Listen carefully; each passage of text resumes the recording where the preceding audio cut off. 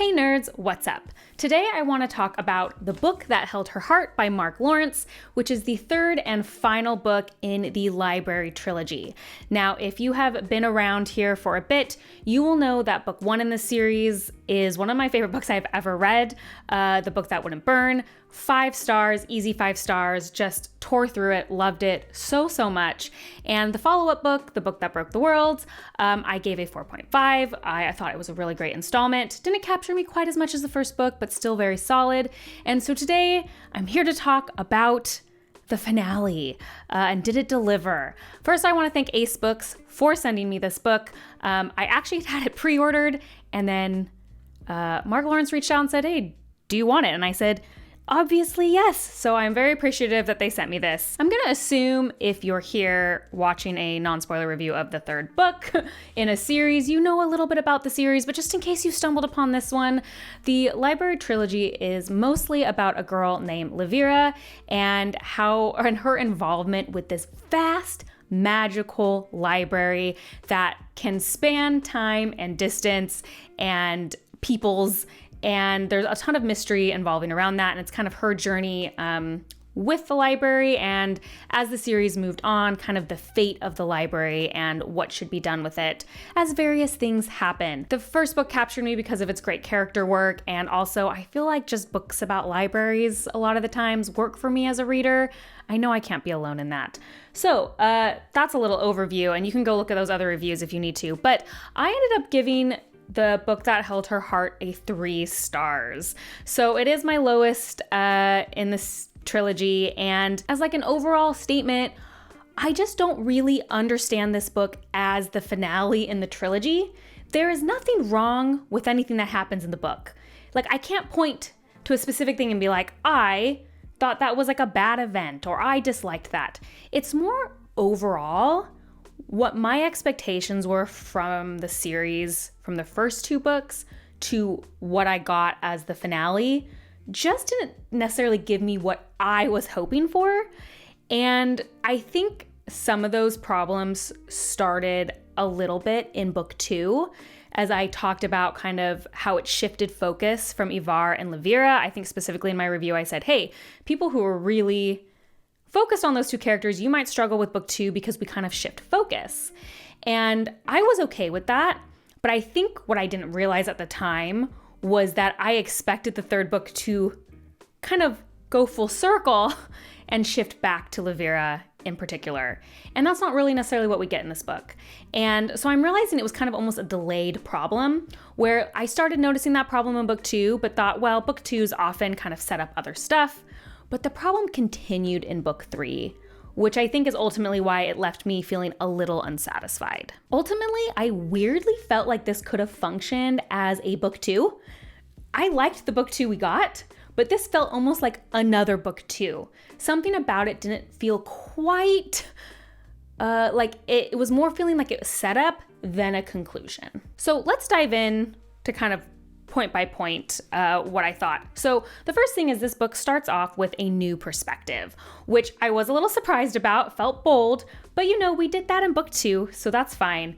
Ultimately, although I found individually reading the chapters from this new perspective of Anne was interesting, like I enjoyed the chapters on their own, at the end of the book, I didn't really feel like they added enough to the conversation to justify their entry. And that will be a common theme you see when I talk about this book, is that individually, separately, I liked all the stories that were happening, but as a collective and as an ending, it fell short. So all of the Anne chapters, super interesting, super great, but because everything else didn't quite support it, I kept feeling like this maybe should have come in book 2.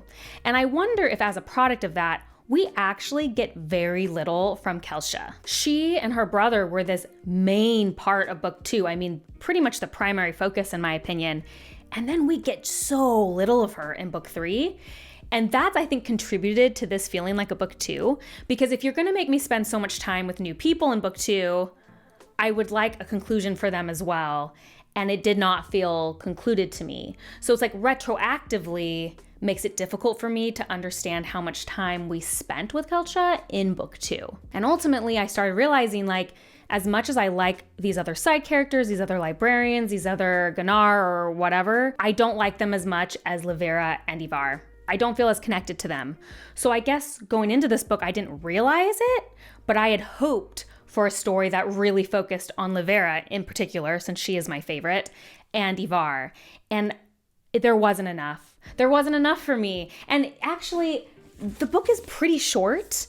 Let me actually see page count here. Yeah, it's 360-ish pages, which felt too short for everything that was happening as well. Like, I easily could have done 200 more pages, and I wonder if that would have helped me. Like, in a book this short, I just wanted it all to be Livera and Ivar. And I think I also really expected there to be a different focus on what was going to happen in the library. You know, in the first and second books, we really set up, okay, there is these diametric opposing forces who one believes the library should be destroyed, one believes it should stay open. And then at the end, we kind of, book 2, I don't want to spoil it. Well, this isn't a spoiler. At the end of book 2, there's this statement like, well, maybe there's a middle ground. That's not a spoiler. I'm not going to tell you anything else about it. So I thought that was going to be the bulk of the book, like what's going to happen to the library. And it is, just not in the way I expected. There wasn't as many concrete answers as I was expecting.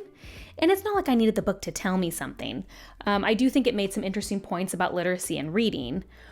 But if you set up that we're going to have this conflict over the library, I guess I wanted it to be a little bit more of a central focus instead of how it kind of dispersed out among all the stories. We also play a lot, obviously, with time in this book, which we have played a lot in the other books, and I've talked about how I've really enjoyed that previously and thought it was done very well.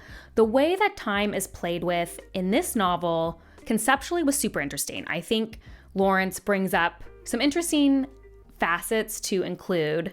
However, the way it was also used ended up giving me this quality that nothing that was happening felt real. Now, that's not a spoiler because that's not true. It just gave me this kind of sense of adriftness and almost detachment from the events that were happening because of how we were traveling through time. Things ended up kind of losing its meaning. And so things would happen that I felt like I should have a big emotional response to with characters. And instead, I really felt nothing. It was like I felt adrift all book because even though I understood completely everything that was happening, like the events make perfect sense, I couldn't make sense of how the story was playing out based on the other 2 books. Does that make sense? Like, I just was like, why are we doing this when I feel like the book set up something else? And that sense of adriftness just gave me this emotional detachment that I have not had at all through the other 2 books. Like I said, especially in book 1, I was like so in it. And I think it's something about how time was played with that gave me this distance that, again, just didn't quite work for me in this one. So yeah, it's a really odd feeling because I enjoyed reading it. I enjoyed reading the stories of everybody and how they were interacting, and a lot of the themes that I really loved from books 1 and 2 came up again in book 3. It's just that it didn't feel like a satisfying conclusion. I guess that comes down to it. So it's like individually I like every scene, but as a whole, the sum of its parts didn't equal up to it. I got to the end and just kind of felt, oh, it never recaptured the magic of book 1 for me. So, where does that leave me on the trilogy as a whole, you might be wondering. Nothing can change how I feel about the first book. I still think it's incredible. And if you watched my review of the first book, I initially somehow, because I'm dumb and just don't pay attention, when I read book 1, I thought it was a standalone. And so I was like, wow, that was kind of an open ending, but really loved it. I don't mind a kind of open ending. And then I found out there was 2 more books. However, I'm going to maintain, like, I'm going to reread and reread and reread book 1, still one of my favorite books of all time, and feel fine with how it ended there. In some ways, I almost like that ending because I imagined different things in the trilogy. And I want to be clear here, actually, this is a good time to bring this up. Just because I wanted something different doesn't mean that that's right. Like, there might be a lot of people who read this book and, like, that's what they were expecting from it. That's the hard thing, and that's why I'm, like, just giving it a medium score. Because, again, there's nothing, like, I can't point to something and be like, this was bad. It's just not what I expected. I think it just went a different direction. You know, there's a lot of things in the first book. I loved X, Y, and Z, and this book focused on ABC. is basically what it was. Anyway, so that all I have to say, I would still recommend reading the first book. I actually would still recommend the trilogy, to be honest. It's not long enough to feel like you're wasting time, and I feel like a lot of people will probably love The Book That Broke Her Heart, and I still really loved book 2 as well. So as a trilogy, less strong for me. As a full thing, because I gave this last book a 3, just as an ending wasn't super strong to me. Does not change how I feel about the first book, and in fact just made me want to reread the first book even more to really get my Livera time in. So I'm probably gonna do that soon on my never-ending TBR list. So if you have read the Library Trilogy, I'd love to know what you thought of all 3 installments, and particularly what you thought of book 3. And if you haven't read it and you were waiting for it to be finished, I'm curious if anything you've heard has made you more or less likely to start the series. Again, my recommendation is still at least read book 1. It's so good. And like I said, not bad, just like not necessarily the exact finish I wanted. But please let me know your thoughts in the comments. And if you like these kind of reviews, please like and subscribe. That's the best way to support me. And if you want to see what I'm currently reading, as well as other nerdy rants, you can check me out on Instagram at bookborn.reviews. I'll see you next time. Bye.